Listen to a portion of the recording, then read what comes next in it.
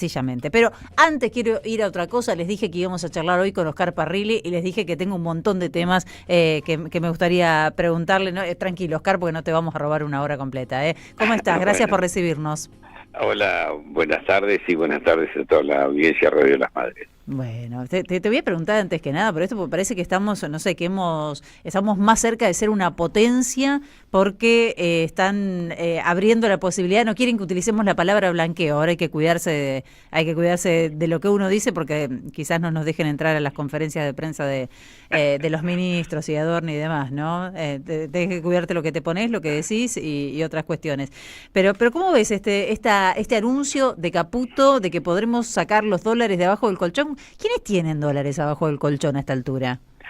No, mira, lo primero que hay que decir que todas las medidas que están tomando, estas últimas, lo que están demostrando es el fracaso de su, digamos, su plan o su programa económico y de la política económica que implementó Milei el 10 de diciembre del 2023. Vos recordarás que en ese momento, con bombos y platillos, hizo una devaluación monstruosa que afectó mucho al salario de los trabajadores y al poder adquisitivo. Nunca lo recuperamos. Nunca se recuperó eso, pero además planteó que con el serrucho, con el ajuste que iba a hacer, iba a solucionar los problemas de la economía argentina, y con eliminando el déficit fiscal y evitando la emisión monetaria, eso se solucionaban todos los problemas económicos en la Argentina. Claramente se ha demostrado que no tenía razón, que estaba totalmente equivocado.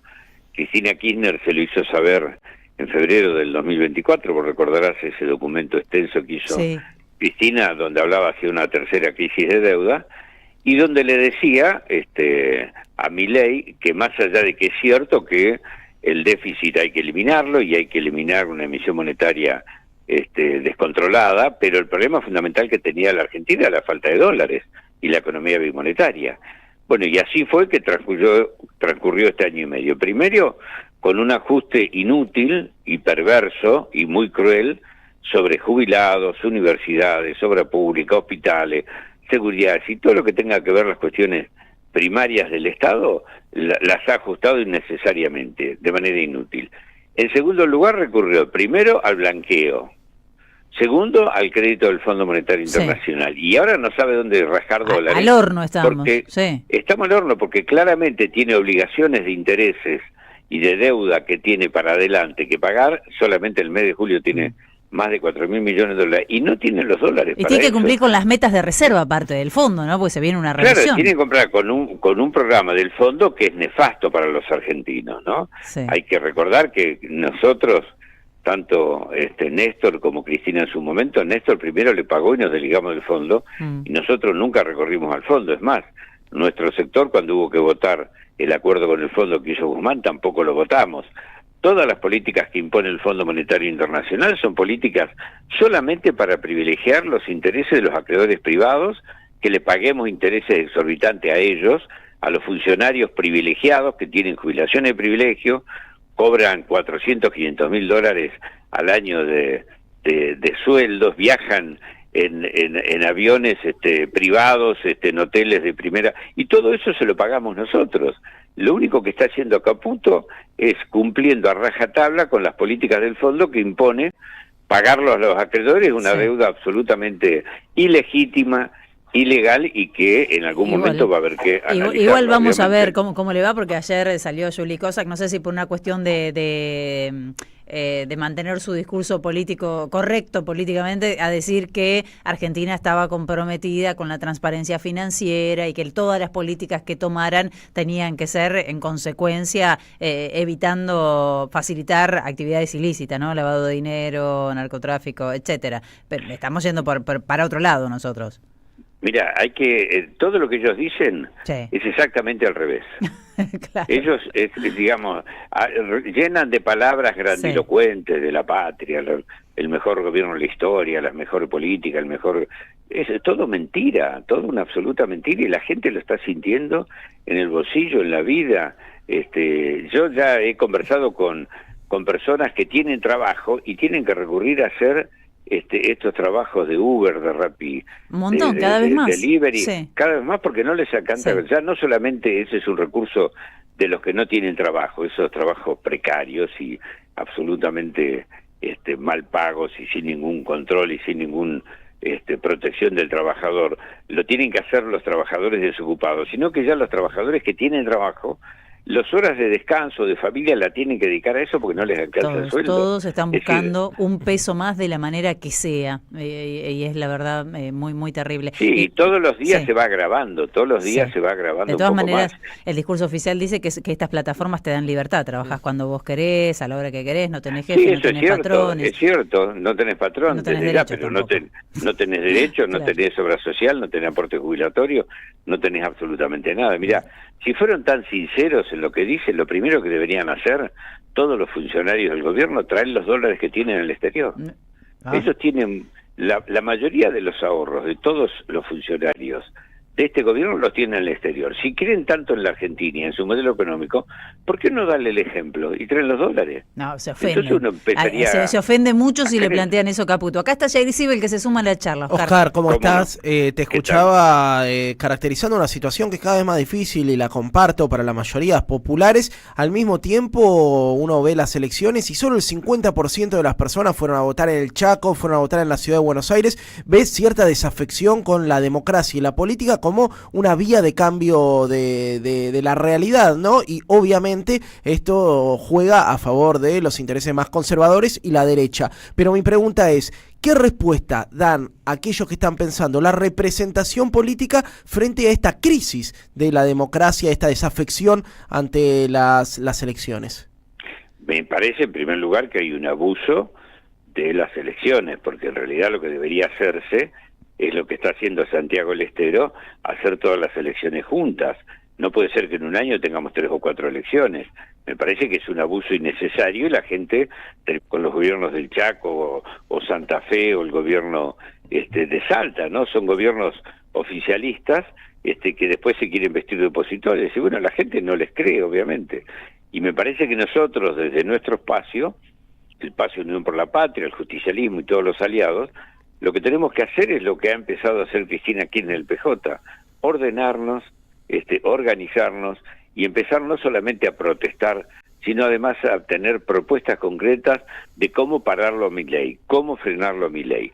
Creo que hoy la sociedad lo que nos está pidiendo, no que empecemos en el 2027 o más adelante, concretamente, cómo hacemos para frenar hoy que Milei pare con esta política absolutamente perversa, cruel y en contra del pueblo, y donde solo se benefician unos pocos grupos económicos que son los que están sosteniendo a este gobierno. Sí. Me parece que esa es la lectura que debería hacerse con respecto a la participación o no del pueblo en las elecciones últimas, ¿no? Sí, sí, más allá del desdoblamiento, el agotamiento y demás, hemos tenido otros años con elecciones desdobladas y la gente concurrió a votar. En una legislativa siempre se baja un poco de todas maneras, ¿no? Pero estamos en una caída realmente histórica y me parece que lo que está pasando es otra. Cristina en su momento habló de la insatisfacción de la democracia, ¿no? Cuando no se dan respuestas, cuando tenía una mirada crítica con respecto a la gestión de Alberto Fernández, que lamentablemente se dieron tantos desencuentros y no hubo acuerdo en puntos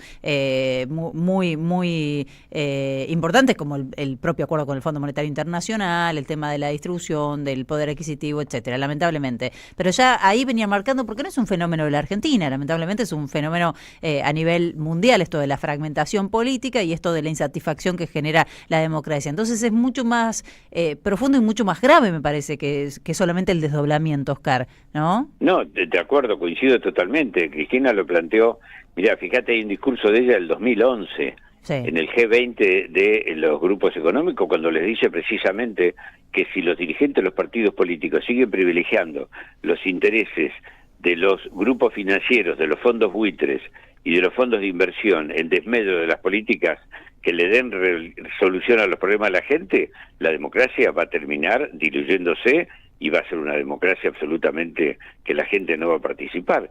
Y es lo que después denunció, lo que vos decís, la insatisfacción democrática, lo denunció en el año 2016 en la charla que dio ante el Parlamento Europeo, donde precisamente marcó esto, y yo coincido totalmente, y me parece que lo que hay que hacer es precisamente demostrarle a la gente que su voto vale, y que los dirigentes cuando llegan al gobierno no cambian de opinión, no cambian de bando y hacen las cosas que tienen que hacer, ¿no? Al mismo tiempo, Oscar, hay otra discusión que se desprende de las elecciones ciudad, que es si el peronismo tiene que cambiar de color, tiene que municipalizar su mirada, tiene que girar hacia el centro para conservar algunos sectores socialdemócratas o de centro derecha, o si por otra parte el peronismo tiene que consolidar una identidad propia que logre confrontar con un proyecto de país transformador del statu quo. ¿Qué opinás y cómo lo viste reflejado en las elecciones de la ciudad? No, mira, lo primero que yo creo que lo que tenemos que hacer es ser sinceros, ser auténticos. Nosotros no podemos negar lo que somos. Nosotros creo que tenemos un anclaje en el cual mirarnos, en el cual demostrar que fue los gobiernos de Néstor y Cristina del 2003 al 2015. No porque volvamos a hacer lo mismo ni estemos pretendiendo que volver una página de la historia para atrás, pero lo que nos da autoridad para plantear para adelante es que fuimos capaces de cambiar la realidad cuando encontramos una Argentina absolutamente desquiciada y destruida. Yo me parece que lo primero que tenemos que hacer es ser auténticos, ser sinceros y plantearle a la sociedad cuáles son las cosas que nosotros estamos dispuestos a hacer para solucionarle la vida a la gente. Y en ese sentido, yo soy de los que creo que tenemos que sentir orgullo de haber sido protagonistas de la Argentina que se construyó hasta el 2015. Si vos ves cualquier dato que busques de riesgo país, de inversión extranjera, de pobreza, de indigencia, cualquier dato que vos busques del 2015, de ahí para acá todo viene a la baja. Todo viene a la baja porque no se han dado respuestas a las demandas de la sociedad. Yo creo que nosotros como espacio político lo que tenemos que hacer es el anclaje en eso que hicimos y desde ahí proyectarnos con nuevos desafíos y nuevas propuestas. Cristina lo está planteando, vos fijate que habla de una nueva estatalidad, está diciendo donde hay una necesidad y un derecho, pero donde hay un derecho hay una obligación, una responsabilidad, si no es un privilegio. Tenemos que replantearlo la relación de las empresas públicas, tenemos que replantearnos todo lo que tiene que ver con la seguridad, con la educación. Es decir, hay muchas cosas que tenemos que pensar nuevamente para ofrecerle a la sociedad propuestas claras, concretas, que tengan como anclaje lo que hicimos del 2003 al 2015, pero que sirvan obviamente a las nuevas realidades que hoy plantea la sociedad. Bien, bueno, sí, la verdad que es... Hay mucho desánimo, mientras miro de reojo los mensajes de los oyentes acá, hay mucho desánimo con respecto a este presente en el que, bueno, muchos están esperando eso, ¿no? Que se haga fuerte la propuesta que representa al campo popular y que haya cohesión. No sé si utilizar la palabra unidad, porque como la palabra unidad se utilizó en el 2019 y después hubo tanta discusión con respecto a unidad y a qué costo la unidad, ¿no? Y qué significa la unidad, pero bueno, una propuesta que pueda crecer de manera concreta y a la que se sumen los principales referentes del campo popular. Me parece que eso es lo que están demandando gran parte de la militancia, del electorado o de la ciudadanía. Y mientras tanto vemos esto, la gente que no está yendo a votar, que está desanimada, un poder económico y un poder judicial que están muy envalentonados con manejar ellos las opciones que hay cuando vas a las urnas, y el caso de Cristina en este caso es ejemplificador. Voy a mencionar porque nos llegaron unos libros que vamos a compartir, Oscar, aquí con nuestros oyentes. Objetivo Cristina, el lawfare contra la democracia en Argentina, que es un gran tema, ¿no? Cuántas cosas pendientes, meternos también con la justicia, ¿no? Porque la democracia está siendo vulnerada en un montón de facetas. No tengas duda, y lo que ocurre acá en la Argentina no ocurre acá solamente, ocurrió en Brasil, está ocurriendo en Bolivia, está ocurriendo en Ecuador, forma parte de un plan de disciplinamiento de la dirigencia política. Antes usaban las Fuerzas Armadas, ahora usan los medios de comunicación hegemónicos y la justicia, una justicia absolutamente servil, una justicia absolutamente al servicio de esos grupos económicos y de los partidos políticos. La persecución de la que fue víctima Cristina y muchos de los que fuimos sus funcionarios está muy claro. Lo han hecho en Ecuador, Correa está exiliado, a Lula lo metieron preso, a Evo lo quisieron meter preso y lo están proscribiendo. Es decir, es toda una política que se da. Y ese libro lo que relata es la mentira, la gran mentira que dicen, bueno, la justicia la condenó a Cristina. Es mentira, no hay ninguna condena. Lo que hay es una utilización política de una causa judicial para definitivamente proscribirla y sacarla del juego porque molesta, porque como les dijo muchas veces, no va a ser mascota del poder, y es la única que verdaderamente se ha plantado frente a ellos. Por eso yo sé que hay ansiedad, que hay expectativa y que hay necesidad de muchos de nuestros compañeros, dirigentes, Sí. afiliados, militantes, en que vayamos construyendo la unidad. Sí, Esa unidad sí, tiene sobre que todo ser desalienta con la objetivos. interna, Oscar, no te estoy contando nada nuevo, ¿no? La cuestión No, sí, pero interna que se tiene va que a ser reflejar. una alianza y una unidad con objetivos políticos claros, ¿no? Sí. La unidad por sí sola no sirve. No, claro, En el pero por 23, supuesto, sí. todos unidos perderemos, ¿no? Mm. Fuimos todos unidos y perdimos, de manera que cuando faltan objetivos políticos y cuando falta claridad en las propuestas, bueno, la gente termina por no acompañarnos. Ujú. Bueno, ojalá que se pueda. El domingo habla Cristina. Yo sé que Oscar no me va a decir nada porque es un soldado de Cristina, ¿no? Pero ninguna línea, ¿por dónde qué vamos a escuchar? No, ¿Qué me todos vas a estamos contar? expectantes con lo que va a decir, sin duda.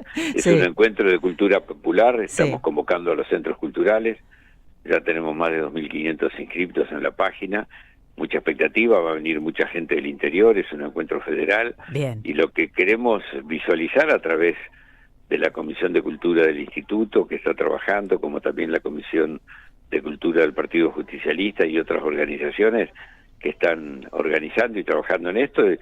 Se va a debatir en 7 comisiones toda la problemática de la cultura popular, y desde ya esperamos todos con mucha expectativa el discurso Que quede claro. de Cristina, que va a ser alrededor de las 12:30, 13 horas. Vamos a estar transmitiendo desde M530, le cuento a nuestros oyentes, por supuesto, el discurso de Cristina, y después vamos a quedarnos con una transmisión especial, estaremos allí con todo el análisis. Jair Sibel, cerramos. Te cierro con una, Oscar, que me nace de escucharte. Creo que la capacidad que tuvieron los libertarios fuera de construir futuros que para mí no son utópicos, son distópicos, pero imaginación política, horizonte de posibilidad, y que a veces dentro de nuestro campo siento que estamos mirando mucho hacia atrás con una mirada nostálgica, ¿no? Que no quiere decir no mirar hacia atrás. Rodolfo Walsh decía que las clases dominantes quieren que no tengamos historia para que todas las luchas nazcan de cero, pero siento que falta una mirada de futuro, un horizonte de lo posible, sueños, horizontes revolucionarios. ¿Coincidís con esto?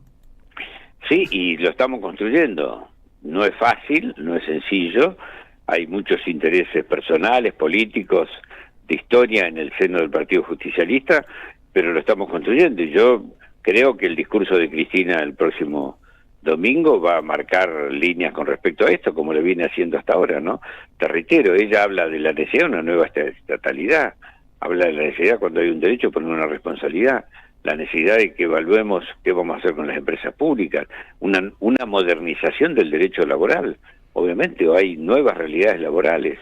Hoy en el mundo está la inteligencia artificial, está la robótica, la informática, todas estas cosas nosotros tenemos que abordarlas y tratarlas, analizarlas y ver cómo vamos a hacer para que todo esto, en definitiva, le mejore la calidad de vida a la gente y no sea en contra del trabajador y en contra de cada uno, y que quede en que esto sea un negocio para 4 o 5. Uh-huh. Yo creo que la ansiedad que tenemos, bueno, viene también un poco de que vivimos años que nunca imaginábamos que íbamos a poder vivir, ¿no? Porque yo tengo una historia militante que si vos me decís que si en el 2000 yo pensaba que íbamos a poder hacer lo que se hizo con Néstor y Cristina del 2003 al 2015, bueno, no me lo imaginaba y sin embargo se hizo. De manera que es posible que lo volvamos a hacer los que formamos parte de este espacio, ¿no? Hace 22 años se cumple en el domingo de la llegada al poder de Néstor, y muchos la verdad que ansiamos que nos sorprenda gratamente la historia de la política. Obvio que tenemos que colaborar para eso, ¿no? Pero como en aquel momento en el que muchos la verdad no teníamos esperanzas y no lo conocíamos a Néstor, la verdad, y venía con Duhalde encima, entonces, bueno, después la sorpresa, ¿no? Del desendeudamiento con el fondo, primero el pueblo, bueno, en fin, la historia. Las paritarias. La memoria, verdad y justicia. Sucedió no hace tanto, ojalá nos vuelva a suceder. Gracias, Oscar. No, por favor, buenos días. Hasta y luego. Nos vemos el domingo. Nos vemos el domingo. Oscar Parrilli, charlando de diferentes temas. Le dije no te voy a tener una hora, pero tuvimos media hora. Nos pasamos de mambo. La otra media se la regalamos. 11-32-000-530. Tenemos muchos oyentes por aquí. Gracias por sumarse. Estamos también en el chat de Somos Radio AM530. Vamos a hacer una rondita de oyentes antes de irnos a la tanda. ¿Sí? ¿Puede ser? ¿Estamos bien? Tengo